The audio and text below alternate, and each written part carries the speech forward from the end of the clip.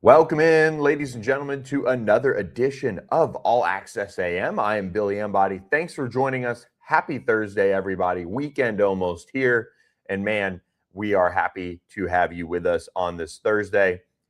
What a college football coaching carousel we have witnessed this offseason. And I will share some thoughts on Sharon Moore getting fired by Michigan just briefly. It is not an ACC thing.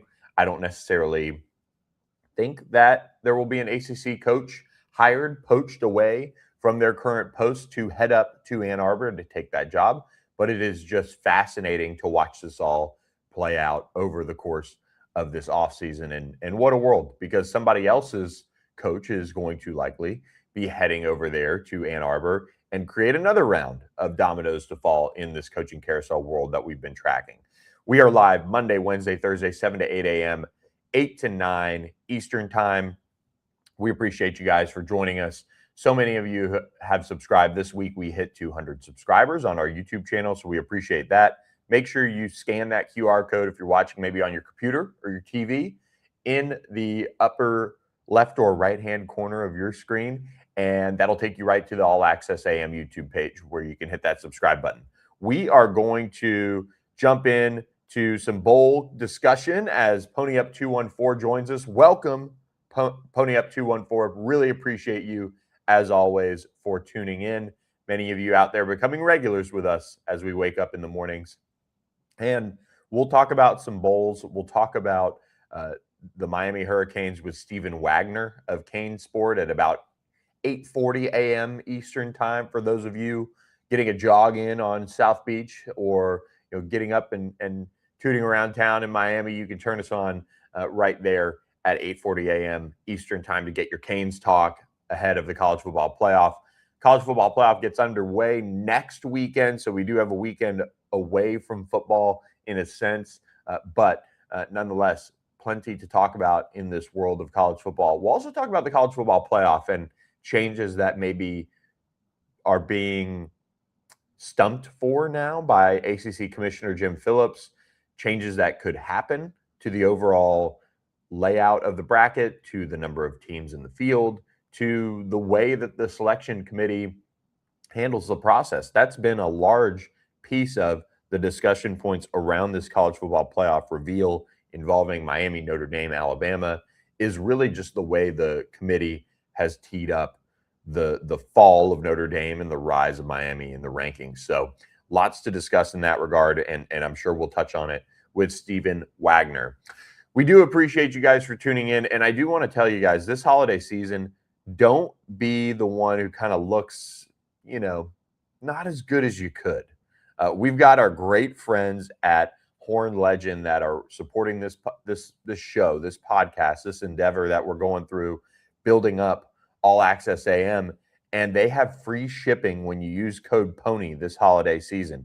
And we know that we shared with you guys about the Black Friday sale that they did over at Horn Legend, and Horn Legend is bringing it when it comes to the sports shirts. I can tell you this, I am pretty particular about my button downs, my sports shirts, as they're called, because I'm a sweater. I can tell you this is one of the top brands that I have ever had the pleasure of trying on and experiencing, and just the breathability. I got that Victory Grove performance woven sports shirt delivered to the house just about a couple weeks ago. I've worn it probably 3 times already, and I'm looking forward to completely remaking my collection of button downs and sports shirts. Just terrific options, different colors, different styles for you to impress your family with during the holiday season when you get ready for those pictures around the Christmas tree. And don't forget, hook up your special lady in your life, your mom, your grandma. The vests are a great look as well for a last-minute Christmas gift. So again, go to our friends at Horn Legend and get free shipping with code PONY. Their stuff is worth the price of admission there. I'm wearing the polo today. So appreciate their support of the show, and appreciate all of you who have joined us and are tuning in. If you want to help the show, again, subscribe to All Access AM on YouTube. Google All Access AM on YouTube, and we'll be right there. And you can hit that subscribe button for me. That'd be great. Let's jump into this. The college football playoff needs changes. The college football playoff needs refining on how it does business. And the problem with the college football playoff is it's almost like a political party at this point. You know, they just can't get messaging right. They just can't get a narrative right. They just can't get marketing themselves the right way. And they have a common sense issue as well when it comes to that. So, not outside of the realm of politics when it comes to this college football playoff committee in particular. This year's committee really had a PR nightmare on its hands from the get-go with how far they dropped Miami or debuted Miami at with after the loss to SMU. They just could not ever get back on the right side of it. And the messaging that from Mack Rhoades to Hunter Yurachek, I mean, by the way, they had full-blown scandal in a sense. You know, Baylor athletic director Mack Rhoades stepping down, you know, midway through the process and giving way to Hunter Yurachek, who has not been prepared at all for the challenge of sharing the committee's thoughts, sharing the committee's opinions on why things are the way they are. And they need to figure out a way to dive in better on the messaging around the teams and the rankings if the weekly reveal show that is in place is going to still be in place. And that is an ESPN question. ESPN has allowed the colleges and universities to come together really kind of after the season and share more with what they or not share more with and get more discussion around whether they want to expand the playoff, whether they want to tweak the overall setup and number of teams and format of the playoff. ESPN's allowed that extension into late January, I believe, for the 2026 season. And there is a lot of reason that these schools should consider and really finally kind of take the leap of faith with going to 16. And I am not necessarily a proponent of going to 16. I think 16 is a large number. I think that is a number as far as true national championship caliber programs that it opens up to, you know, I don't want to say it defeats the purpose of a regular season, but when you have the number of games that college football has versus the NFL, college football having a 3-loss team and maybe a 4-loss team, because one day we'll get to that argument, I'm sure, if we went to 16, where you have a 3 or 4-loss team, but primarily 3-loss teams in that conversation around the college football playoff and a national championship. I would hope it works itself out with first round games, you know, those 3-loss teams, you know, kind of being eliminated outside of maybe major injuries or major changes that they made, like a change at quarterback that revamped their season the rest of the way, things like that. But a national champion for me in a college football season of 12 games doesn't really stand out to me if they're 9-3 going into the college football playoff. That doesn't impress me. And that isn't something that should be necessarily rewarded with a spot in the college football playoff. And in particular, the SEC or the Big Ten getting an extra team in a sense, for another shot at a national championship. And that's not to say that I'm saying that for the ACC to not get that 9-3 team in is the reason why I wouldn't want a college football playoff expansion. I'm saying that teams that are 9-3 in a regular season in college football aren't very impressive in terms of a national championship caliber program that deserves the right to get a shot to win a national championship, to go on a magical run, to figure their life out and become a team that can go win a national championship because the field is expanded. But at the same token, it eliminates, or would have in this case, eliminated the discussion around Notre Dame, who I believe don't want to say deserve to be in, because they did lose the head-to-head to Miami. You could have controlled it better, and your schedule is something that you fully control as an independent. But I don't mind Notre Dame having a shot to win a national championship with the roster and the team that they have this year, with their 2 losses coming by a combined 4 points to top 10 teams, or 2 college football playoff teams, I should say. And that's something that's worth noting. That's something that, with this current setup, with this current group of teams, I wouldn't have minded that.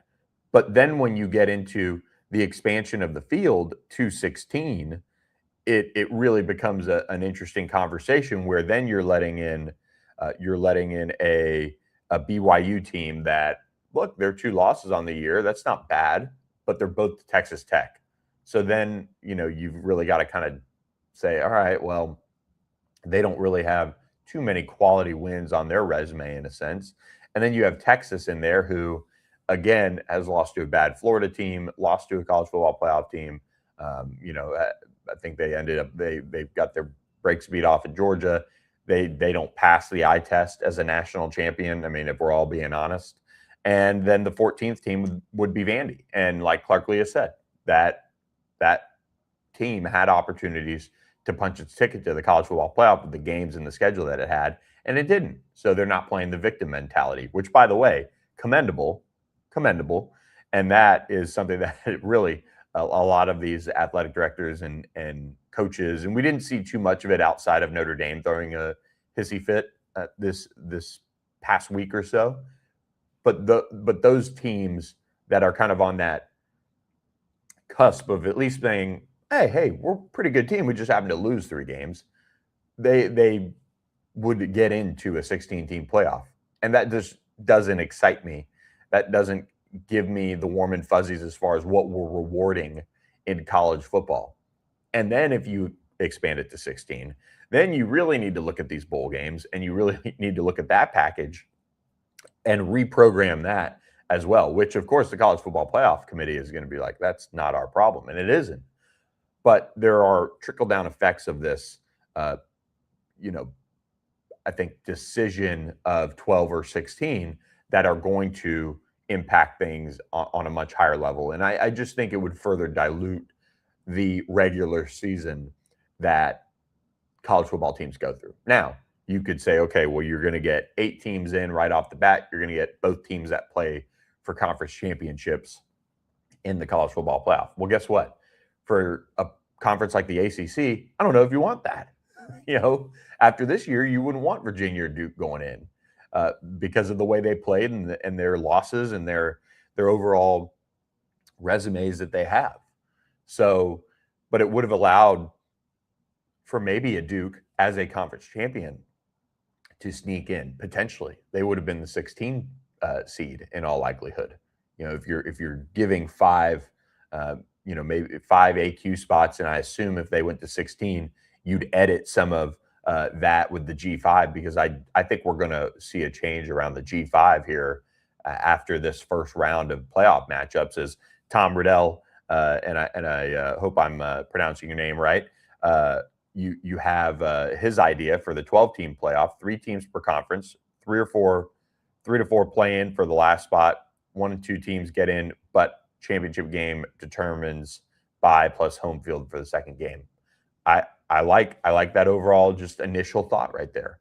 It's a really difficult thing to try to perfect with 12 teams, but there's a world where it can get done.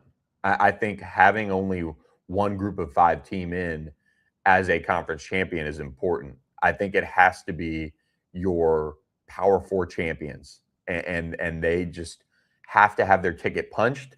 And if you want to really get down into the weeds of adjusting how we look at the college football playoff as a whole, you could really sit there and say you need to take the 4 Power 4 conference champions and they need to get in, or if one of the Power 4 conference champions is not in the top 25, you take the highest ranked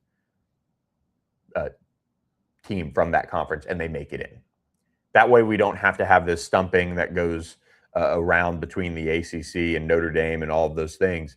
But it then eliminates, if it's just one group of 5 team, the highest ranked group of 5 team, then you'd have Notre Dame in this college football playoff. And it's a pretty darn good field. And it's a field that I don't have a problem with. And you have teams like BYU, like Texas, like Vandy, like all those teams I just talked about that are sitting there saying, hey, well, we've got to just step our game back up a little bit. You know, for Texas, Arch Manning's coming back. Okay, we got to get him better. We've got to get him ready to go. We can't lose at Florida like we did, and we'd be in the college football playoff. You know, those are tweaks that NFL teams that miss the playoffs say, all right, well, that they just missed the playoffs. We're not too far away. We've got to do a couple things here. We'll be back. That's where college football is going to be for some of these teams. You look at a team like Pitt, a team like Georgia Tech, a team like SMU in the ACC, they're sitting there saying, we didn't have the season and the finish that we wanted to on really all 3 of those fronts, but we're not far off. Let's tweak. Let's get, Aaron Philo fired up here for Georgia Tech. And we'll talk about Georgia Tech and their offense coordinator search really quickly in a few minutes, but let's get him going. Let's tweak our defense. We've got to fix that. And really, we had a season where we weren't too far off from being a playoff team. We can do this. Those are the conversations that need to be normalized around college football. And the sooner fans kind of put that together in their mind too, that, hey, Georgia Tech, for example, is full of disappointment, I'm sure, because of the start to the season that they had and the way they were playing for most of it. But they just couldn't, in the thick of the conference schedule, play well enough to, especially defensively, to get over that hump and get to the college football playoff and get to Charlotte and win an ACC championship. But they're not far off.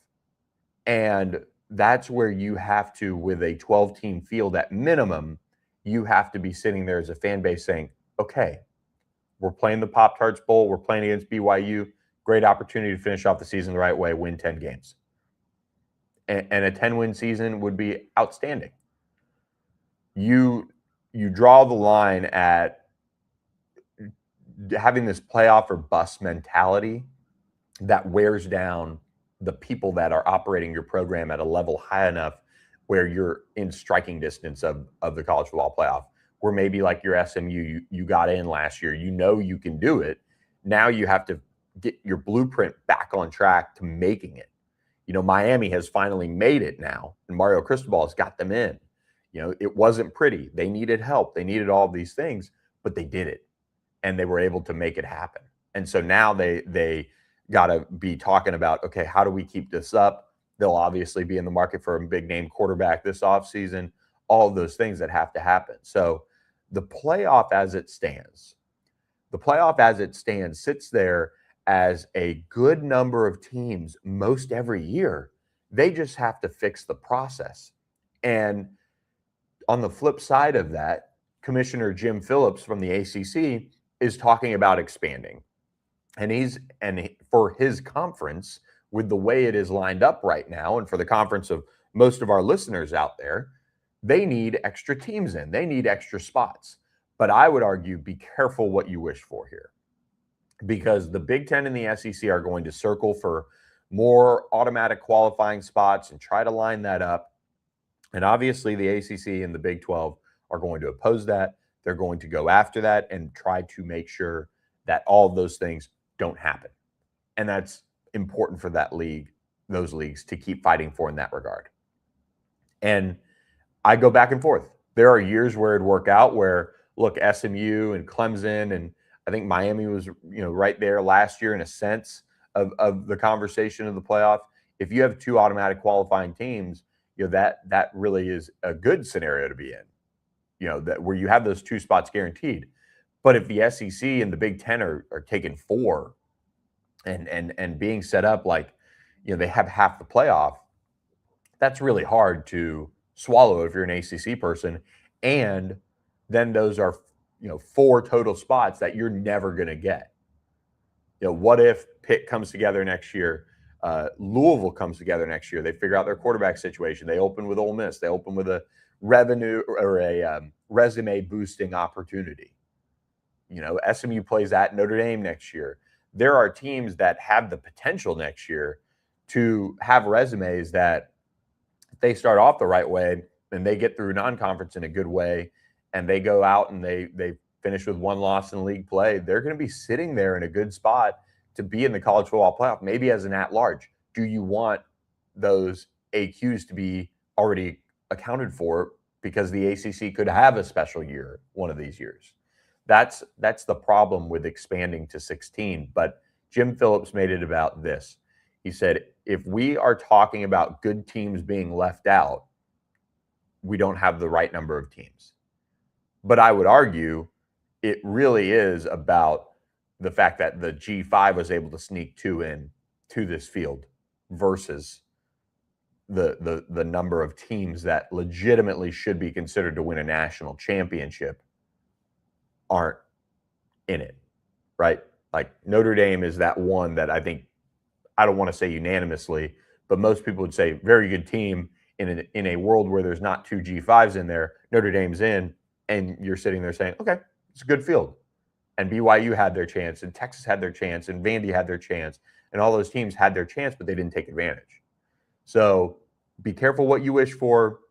Jim Phillips on the college football playoff changes, but I know he's doing a couple things. He's wanting those automatic spots for the ACC to solidify the league in that regard, because when you have those automatic spots, that would be nice. But he's also, I think, taken up for Notre Dame a little bit too and getting on the right side of that. So fascinating stuff around the college football playoff and what we know.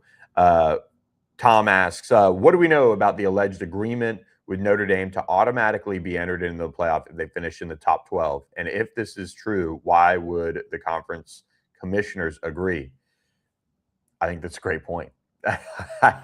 I think as a top 12 team, you would think in most cases of outside, unless you're the ACC this year, if you're a top 12 team, you're playing in a conference championship game in a conference, right? Like every single team in the top 12 of the college football playoff, unless you're from the ACC, played for a conference championship game. And if you're in the conference championship game, you had a really good season. So I think that's where the top 12 number comes from.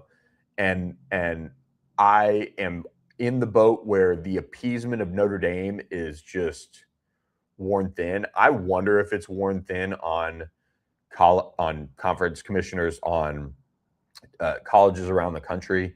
Notre Dame's a big brand. I bet ESPN is trying to protect that in a weird way, even though they're not an ESPN property. But if you're a conference commissioner, I agree. Why are you catering to Notre Dame? Why are you catering to Notre Dame? It doesn't make much sense to really guarantee them a spot if they're in the top 12 of the rankings. And at the same time, I see exactly why. Because if you're in the top 12, you're in the top 10 even, you're playing for a conference championship game. And that's usually a good enough level resume to be in the college football playoff. Again, unless you're the ACC in their weird ways. So very good point there from Tom. But I do wonder if Notre Dame and their hissy fit, maybe costs them a future round of negotiations at the college football playoff table and what it could look like. Pierce, appreciate you jumping on board with us on All Access AM this morning. I'd like to separate the bowls from the playoff invitational. Then the Pop-Tart matchup would be play the cotton or the rose. Oh, I see what you're saying. Yeah, I don't mind it. I mean, if you're going to look at the college football playoff, I know that the big bowl games, the cotton, the rose, all of those would want those big time matchups in there. And they're going to obviously say, hey, look, ESPN, you get to broadcast our bowls, but you also just took them by making a 12-team field. We need the bowl games. Like, help us out here. But I agree. Or you do it where I don't know how you do it, but I agree. I think having the cotton, having the rose, having some of these other ones, and putting them in their normal spots and having college football playoff games instead, where you secure neutral site fields for them and do things like that, that could be something. But yeah, it would also help the bowl system, and then you could maybe eliminate some of the bottom level bowl games that are not in good spots to be played in baseball stadiums or soccer fields or this or that they play some of these random bowl games in. You could raise the level of quality in that regard. So good idea, Pierce. Not bad. Pretty good start there as we look at how to figure out the bowl games and all those things. Speaking of figuring out plans, this holiday season, make sure you order some Socorro tequila from our friends over there with free shipping on 3 bottles or more. Click on the link in our episode and show description page when you can. It is a great opportunity to try an award-winning tequila, and they have really stepped up their game. They even have a really special bottle that they just added to the store. It was there when I looked before the show, so hopefully it's still there. But look, the 5-year extra añejo. Really excited to get my hands on this and try this, but it is sold out right now. So you can make sure that you're right there on the site. Keep checking and see if they get more of it. But it is a fantastic looking opportunity to try a really unique tequila and something that they're continuing to work on. But Socorro Tequila, an award-winning tequila brand for us that we're partnered with. So we're really excited about all of that with them as we continue to work with them and host great events with them when we're out and about. We have Socorro with us, so appreciate their support of All Access AM. And you guys, for listening, make sure you hit that subscribe button to All Access AM. If you are watching us on Twitter, if you're watching us on Facebook or somewhere else, Google All Access AM YouTube, and you'll pull us right up. You could also scan the QR code in the upper corner of your screen there. We appreciate all of you guys for watching with us. We are going to have Stephen Wagner of CaneSport join us in about 10 minutes, and he'll break down what is going on in Miami now that they are in to the college football playoff. He'll talk about where things are headed there for the Hurricanes as they get ready for their trip to College Station to face the Texas A&M Aggies, a team that for large part was headed in the right direction to winning the SEC, but they stumbled late and they weren't able to overcome that. And obviously now get to host a home playoff game, a little Saturday morning action there in College Station, where the Hurricanes will be getting after it, trying to advance in the college football playoff. Let's do this. We'll talk about that in a few moments. Georgia Tech, Buster Faulkner goes to Florida to be John Summerall's offensive coordinator. And the Yellow Jackets, as Brent Key said, had 36 resumes to his binder that he was going through on the offensive coordinator search. But one is emerging right now as a name of note in this search. Yes, Chip Kelly. He helped Ohio State win a national championship last season and then ended up heading to the NFL, where he was with the Raiders but was let go in November. Now on the prowl for an offensive coordinator job, and we know that Georgia Tech will pay up. This is a name to watch as things heat up, and he's somebody that really fits the mindset that Brent Key has with his run game and all the different ways that they present it in that offense. This would be a really intriguing hire, a high-level hire for the ACC to go out and get somebody with the cachet, with the name recognition of a Chip Kelly. So really watching this one closely. And even Jackets Online of On3 and Rivals even reported that he was at practice this week as well. So a huge bit of news there coming as Chip Kelly was in Atlanta for practices for the bowl game and kind of taking things in. So what an observation by our friends over there at Jackets Online. Do a great job in the Georgia Tech market, and they were all over it there. So keep an eye on that, and we will also keep you guys in the loop on if other names emerge. Again, on3.com, make sure you pick up a subscription for just $1 and try it out. If you've got your favorite ACC team. We likely have a website covering that. And you also get access to all the national names like Pete Nako, Steve Wiltfong, and more. Plenty of names on that Georgia Tech offensive coordinator hot board that our friends at Jackets Online discuss. So a really intriguing name emerging there in Chip Kelly as gets ready to watch things unfold there in Atlanta in this bowl game. Maybe they get him in there and maybe they start implementing things. Who knows? But what a fascinating hire that would be for the ACC, and just another sign that things are headed in the right direction with some of the investment and some of the hiring that is being done across the league. James Franklin getting paid, all the new contracts for, people like Brent Key, Rhett Lashley, and around the league. And of course, Mario Cristobal probably going to get a new deal as well. But you know something? I'm shocked. And I know that the media will do this sometimes, but I'm shocked at the names on this Michigan coaching search hot board that our friend Pete Nakos has shared. And I'm not going to share all of them because they're behind a paywall and whatnot.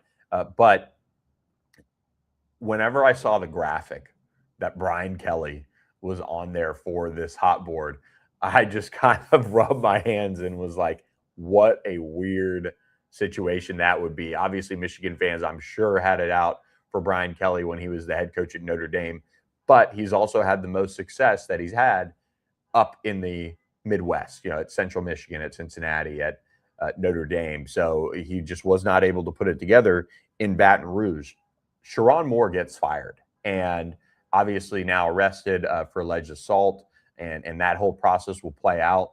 Fired for cause, so Michigan is not having to pay some crazy buyout here, but it is a world where, will we see anybody in the ACC get plucked? And right now, nobody on that list from the ACC, and I think that's obviously a good thing. The league has a really high level of coaches in it right now for the most part, and you don't, if you're an ACC fan, want any of those to necessarily get plucked away for this Michigan job. But having a Kalen DeBoer on the hot board, seeing his name floated now for kind of that second straight Big Ten job that's at a high level. Penn State had his name on the list. Michigan now will be looking to make a big hire. If you're asking me who I think, just kind of throwing a dart at a dartboard here to see who it'd be, I think in today's day and age of general managers and all these different things kind of popping up in these coaching searches as being important and having that side of it built out so you don't always have to rely on the coaches to kind of run it as much. But Jesse Minter, former Michigan standout, could be a really intriguing name in this search. He's the Los Angeles Chargers defensive coordinator, somebody who's well versed with the Michigan program, and just somebody that they would obviously love to have. And he's not a Michigan alum, but he was somebody who's just been around that program so much, and I think that is one name to keep an eye on. But they'll also have to kind of contend with the NFL and how the Chargers would want to handle that and see if they give them permission and all of those things as they sit right there at 9-4 and in the middle of the playoff hunt in the AFC West. So that's something that they're not going to let him walk away from right away. But Pete Nakos did report that he fully expects Michigan to have a head coach in place by the transfer portal, January 2nd. So things are heating up there, and it'll be really interesting to watch and see how all of that unfolds. But this is a wild situation that is unfolding with Michigan and just when they're operating this coaching search after things have now, kind of cooled off in the carousel with all the hires being made. And you've got to look at Ward Manuel and say, all right, this is the time to make a big hire and kind of unexpected. But I'm also of the opinion that if Michigan beats Ohio State, Sharon Moore is probably still the head coach. So we'll see how it goes there. As you look at the college football playoff and the bowls, plenty of good matchups. We're going to preview game by game those matchups in on Monday next week. So we'll be able to give you guys a preview of all of those and let you guys know what we think, what our game picks are, and we'll get some people in to kind of preview some of those as well. So excited about that. But there is going to be a number of bowl games to keep an eye on, and Stephen Wagner of CaneSport is logging on to just join us in just a moment as the headliner. Miami at Texas A&M, a game that we're all going to have our eyes and ears peeled for as the preparations continue and Miami gets ready to represent the ACC in the college football playoff. So we're talking with Stephen Wagner in just a moment. But before we do that, do have a reminder for you guys, biggameusa.com. That's biggameusa.com is where you can get all the latest balls of your favorite team, including the Miami Hurricanes official college football playoff ball. You can get that at biggameusa.com. Great opportunity to get a last-minute Christmas gift here and get those for your favorite college football fan as well. This is a perfect time to get that again and get a 10% off discount and free shipping when you use code BEON325. That's BEON325. Great chance to get that all lined up for your favorite college football fan this holiday season. Biggameusa.com.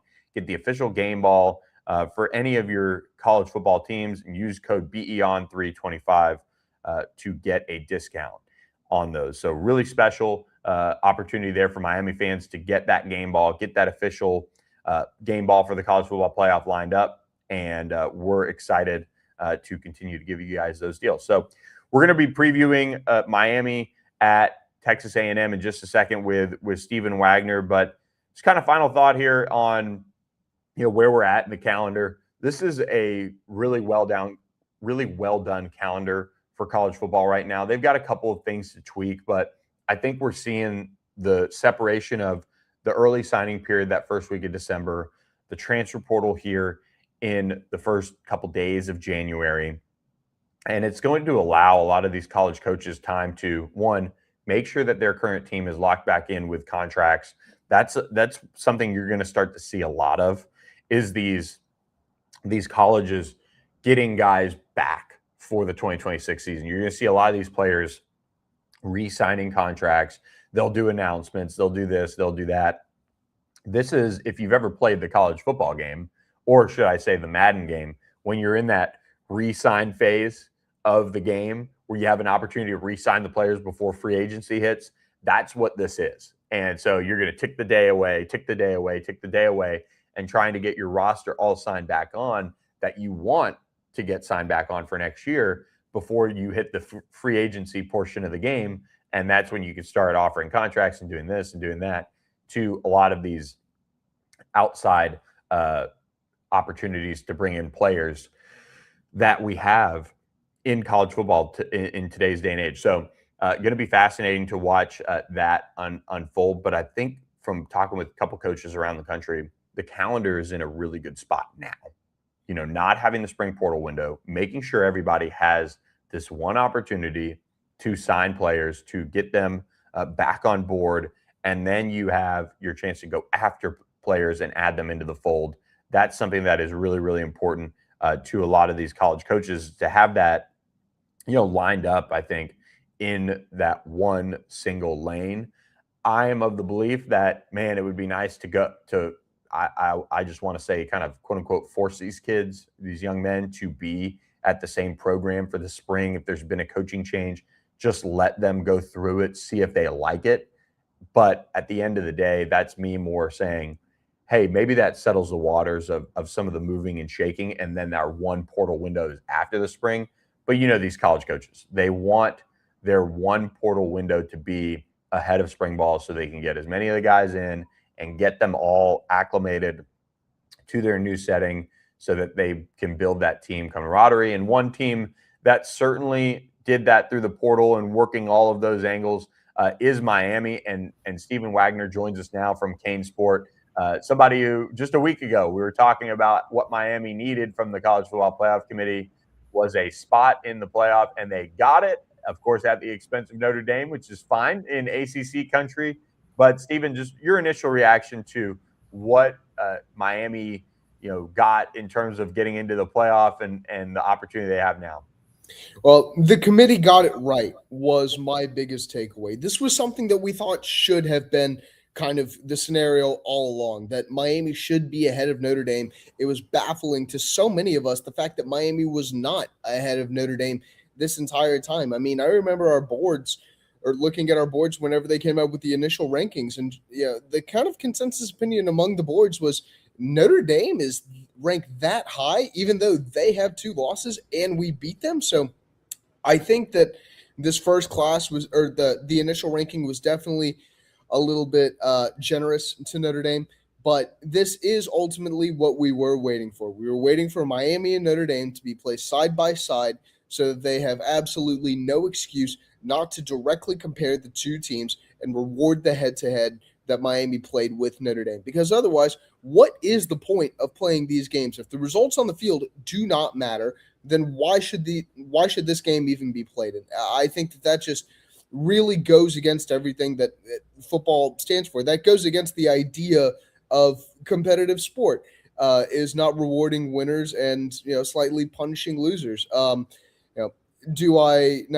I thrilled with the process that the committee went through to be able to get here? No, definitely not. Do I think that the use of a buffer team in BYU between Miami and Notre Dame to basically, I don't know, I forget how Juracek actually said it, but basically to buy them to buy the committee time so they didn't have to compare the two. Do I think that that's just straight up stupid? Yeah, I do. I think that's really, really dumb. But at the end of the day, the committee did get it right. Miami's getting ready for a playoff game, and I got to say, looking at Texas A&M, I really do think that this is a good winnable matchup for Miami.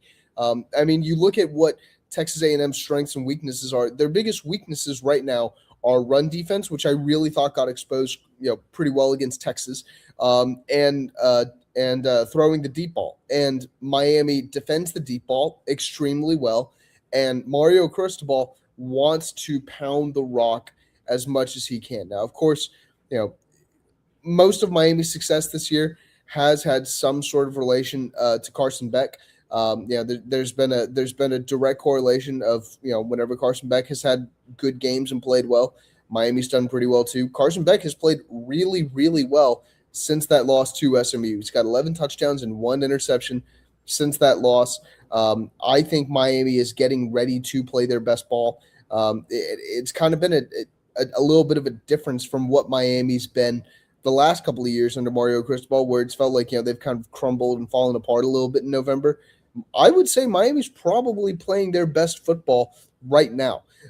It really felt like they came together and they put together their first real 4-quarter performance against NC State, and then 2 weeks later they turn around and they just absolutely demolish Pittsburgh in a game that honestly I think in previous years they probably would have lost. I mean, this finally is the team that Miami fans have been waiting for. It's the team that Mario Cristobal has been waiting for.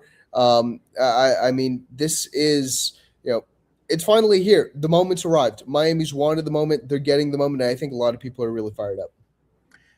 As they should be. It's quite the trip for Miami, a place that maybe a couple of those Hurricanes are familiar with, having played at Texas A&M really recently. And this is 2 good football teams and really kind of at least when Jimbo Fisher was there, I felt like this was kind of that perfect, animosity of 2 teams that spend big and kind of talk a big talk. And now Miami and Texas A&M are walking the walk along with that, with Mario Cristobal getting into the playoff, Mike Elko doing his thing. Where do you think some of the challenges are that Miami faces with this Texas A&M team? And in particular, I kind of circle that defensive line that they're going to have to contend with over there in College Station. Yeah, so I kind of very, very loosely put Texas A&M on fraud watch. Whenever I watched that game against South Carolina, I thought South Carolina exposed massive, massive issues, but South Carolina just didn't have the coaching and didn't have the roster to be able to take advantage of those issues over the course of 4 quarters. I thought Texas absolutely exposed and took advantage of every issue that Texas A&M has. They consistently took deep shots, and they were rewarded with pass interference calls. They ran the ball really, really well against Texas A&M, and that was a Texas offense that had really struggled to run. I mean, they were not a good running team by any means. They had not had a 100-yard rusher the entire season until Trey Wisner went for what I think like 150 yards against Texas A&M or something like that. I mean, they made Texas A&M's defensive line and kind of the way they played. They helped Texas look like they were a solid running team that had been playing well the entire season. Now, how much of that you want to chalk up to halftime adjustments and Steve Sarkisian kind of being able to, find a little bit of a scheme that works and, kind of fiddling with, different run schemes and that sort of stuff. And how much of that you want to chalk up to the fact that, that was a really, really big rivalry game. You can kind of toss records out the window. Players on both teams are going to be playing with a ton of emotion. I mean, that's absolutely valid too. But for me, whenever I look at what consistently travels, to rivalry games and stuff like that, and what consistently travels out of rivalry games, for me, typically it's trenches play and being able to run the football. And my takeaway was Texas A&M faced an offensive line that wasn't good, but was kind of okay in Texas, and really did not have anywhere near the level of success that they'd been able to have in previous matchups. Their offensive line faced a defensive line in Texas that had a lot of success on the season, absolutely was bona fide good. And I mean, Texas's defensive line was able to very consistently get pressure on Marcel Reed. I think Miami has just as good a defensive line as Texas. They absolutely have a much, much, much, much, much better offensive line. I don't think there's any doubt there. I think this is going to be the best rushing attack that Miami has faced this year. I think that Miami's rushing attack straight up is better than Notre Dame's. I think that with a healthy running back room, Miami should be able to rotate enough of these backs in that they're going to be able to stay fresh and that they're going to be good into the fourth quarter. I mean, I really do feel good about kind of the way that this lines up for Miami. If you look at the Hard Rock Sportsbook, which is the legal sports betting partner here in South Florida, I believe right now the line is Texas A&M -3.5. If I'm betting on this game, I am taking Miami +3.5 all freaking day long. Miami's obviously going to have to get pressure on Marcel Reed, which I do think they'll be able to. Marcel Reed can run really, really well. He's shown that all year long. But I think Miami's defensive line is going to play well enough that they're going to be able to squeeze the pocket, that they're going to be able to chase him down. They'll be able to get, I don't know, maybe 2 or 3 sacks, and then just force him to consistently throw the deep ball. I think Corey Heatherman has done a phenomenal job in his first year. Obviously, he as Miami's defensive coordinator, obviously he's up for the Broyles Award, and he is a Broyles Award finalist, and very, very deservingly so. He has done an awesome, awesome job here. But I think he really, really does a great job of understanding opponents' weaknesses and opponents' strengths. And I think exactly what he's probably going to end up doing is trying to dare Texas A&M throw the deep ball. We want to be challenged whenever you go deep, because Texas A&M really took, what felt like 3 actual deep shots against Texas. One of them was intercepted. They asked Marcel Reed to make one really long cross-field throw against Texas, and that one was intercepted. So I think that Texas and South Carolina kind of gave Miami the blueprint for how to beat Texas A&M. And not to mention, like I said, Miami's playing their best football right now. If you look at the way that Texas A&M has played over the last month, would you really say that they're playing their best football? I'm not sure I would.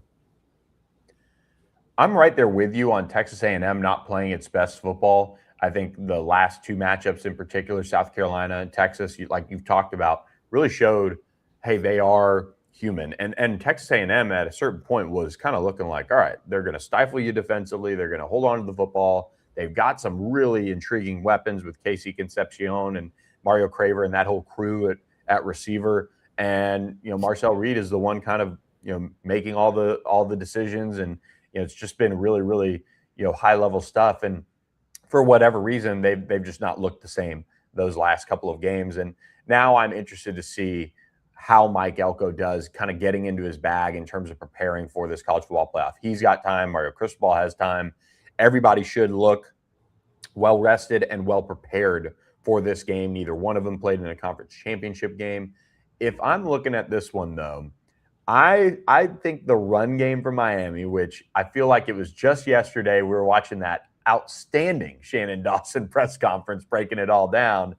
And that run game is where everything lies. And I'm worried about it going against that Texas A&M defensive line, just like I am worried about Texas A&M being able to run the football on Miami. And I don't know if either team is going to be able to do it, but just Miami, kind of the questions around their run game kind of throughout the season here and there is what kind of concerns me. Maybe you could shed more light on what they need to do to have the day that they need to on the ground.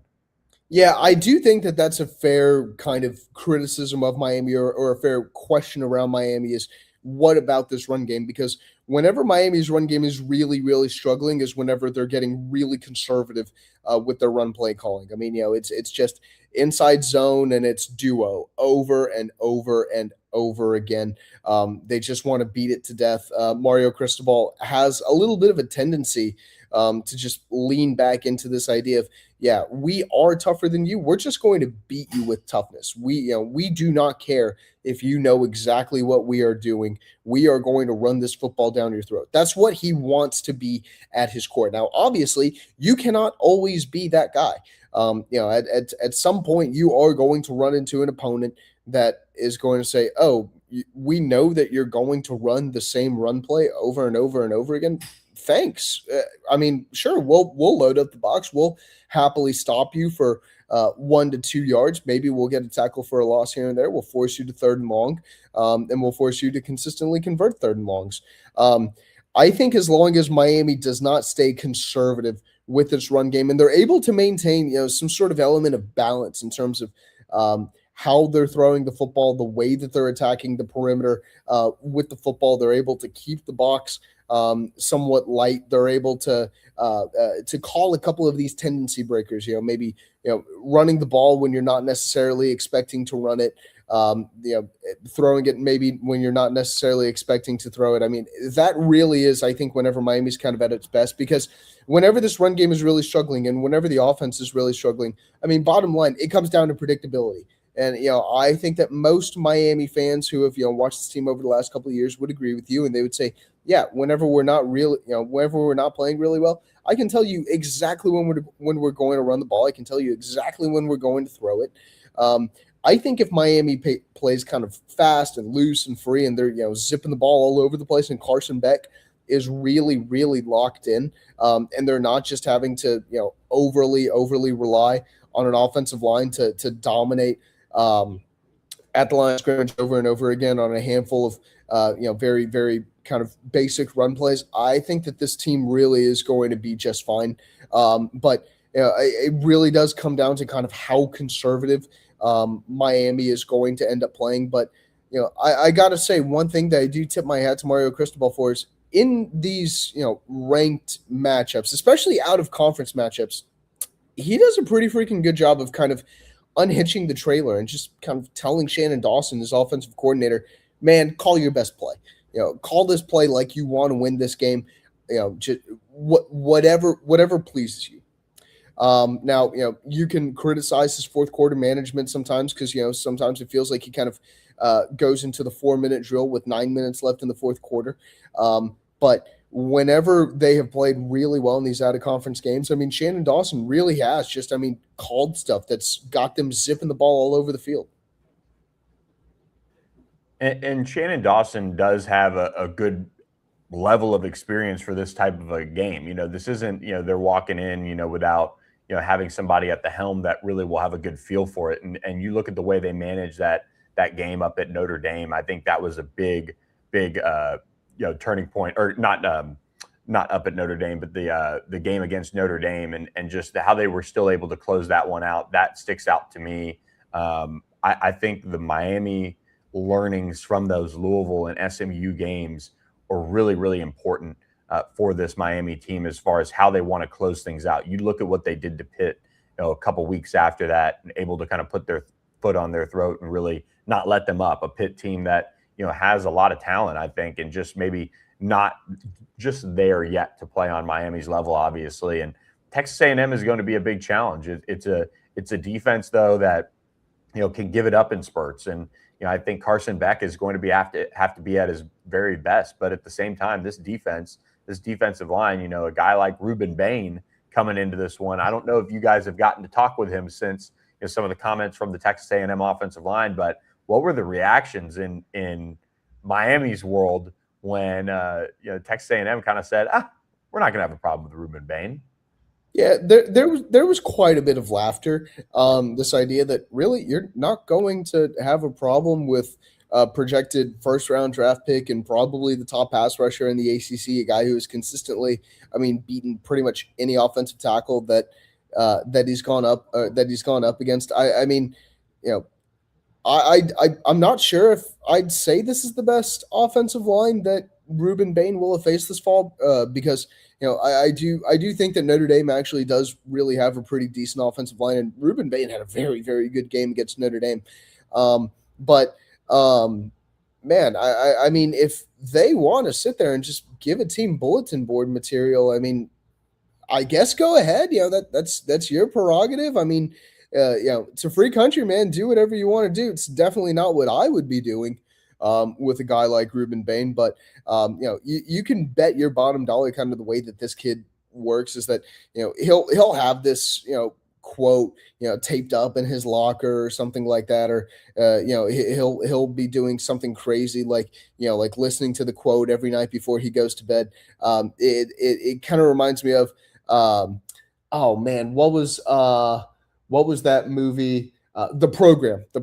It kind of reminds me of in The Program, that film session. Whenever they're looking at tape and they're asking the linebacker, "What's your assignment on this play? What's your assignment on this play? What's your assignment on this play?" It just gets a little bit more violent every time. It's kill the quarterback, destroy the lead blocker, and then finally he just goes, kill everybody.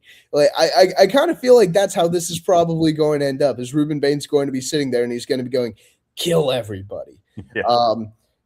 I think I would be stunned if he doesn't have at least a sack against Texas A&M. Now, I also thought that Texas's defensive line would have a little bit more impressive stat box against Texas A&M because Texas does have, a bona fide good defensive line. They have a bona fide good pass rusher over there in Colin Simmons that I think is kind of comparable to Ruben Bain. And, you saw in the game, Colin Simmons was able to very consistently get pressure, but Marcel Reed, he's really, really elusive in the pocket. He moves extremely well. He knows when to scramble. He is not afraid to lose his leg or to use his legs. Texas, at the end of the day, only ended up with one sack on Marcel Reed, even though they were consistently getting pressure on him. So if I'm Ruben Bain, I am kind of, taking some lessons from that. You look at this and you say, okay, here's a defensive line that also got pressure on Texas A&M, and this is kind of how A&M was sort of able to navigate it. This is how they were able to avoid some of that pressure, at least minimize it a little bit. So, if I'm Ruben Bain, I'm aware that, hey, Marcel Reed is going to step up in the pocket. He is going to spin left or spin right out of some of these pressures. He is going to look to get rid of the ball a little bit quicker sometimes. But Ruben Bain, he also is, just worldly experienced at this point. He's been playing in big football games for 3 years now. Obviously, this is the biggest football game that he's ever played in. But he's been a really good football player for 3 years. Last year, obviously, he dealt with some injuries that kind of set him back a little bit. But this year, he has been really, really damn good again. And I think that this is kind of, the moment that he's been waiting for. And, I got to tell you, I do not think that Ruben Bain will have a problem getting pressure on Texas A&M's defensive line. Maybe that's just me calling my shot. Maybe that's just me being arrogant. But, man, whenever you look at, whenever Texas A&M's faced good defensive lines, they've given up a little bit of pressure. Marcel Reed hasn't always gotten sacked, but they have given up a little bit of pressure. And You look at a Texas A&M team that kind of has to reverse trajectory because they have lost 2 out of their last 3 games. And you look at a Miami team that lost to Louisville, lost to SMU. It felt like, it felt like there weren't enough lifeboats on the Titanic. It felt like this ship was actively sinking. But they've corrected it, and they are playing really, really, really good football right now. And I would trust the team that's playing really good football more than the team that's lost 2 out of 3. And it looks like it's kind of having maybe even a little bit of an identity crisis. It'll be fascinating to watch unfold. Stephen Wagner, thanks so much for the time this morning from CaneSport. Make sure you guys check him out on Twitter as well, and follow him along, as this is going to be a huge, huge deal for the ACC as they get a team into the college football playoff and one headed to College Station to face Texas A&M. Stephen, thanks so much for the time. Thanks, Billy. There you go. Stephen Wagner joining us on All Access AM. We appreciate his time and appreciate all of you guys for tuning in. Appreciate VLC 3979 Canes. Let's go. CANES. I know, but tried to shorten it up for you there. Appreciate you. Please hit the subscribe button, VLC, if you're not already. Subscribe to All Access AM on YouTube, everyone. We appreciate you guys helping us get over 200. Now we are on to that push for 500. Big number, big goals as we get to the college football playoff, just like Miami, hoping to win it all now that they've got their shot. So we'll be tracking it all and have much more on All Access AM next week, starting on Monday, going Monday, Wednesday, Thursday, 7 to 8 a.m. Central Time, live, 8 to 9 Eastern Time for you guys out there. We appreciate all of you guys who support us, who watch us, who comment. It was great having guys like Pony Up 214 and Tom and Pierce and VLC in the chat with us this morning. So thanks so much for joining us, and appreciate our friends at Horn Legend, hornlegend.com. Use code PONY, PONY, for free shipping this holiday season. You can get your order in, maybe get that last minute Christmas gift for your family members or just even yourself.